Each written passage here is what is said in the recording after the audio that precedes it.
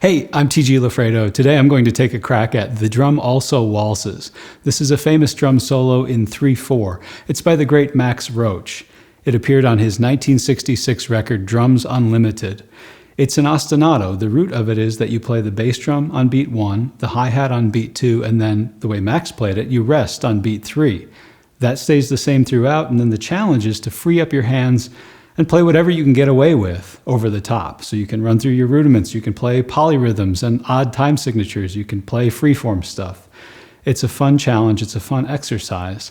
I became aware of this in the 90s when the great Neil Peart from Rush adapted it. He made it part of his drum solo each night with Rush on the Counterparts tour in 1994, and it remained part of his repertoire for the rest of his career.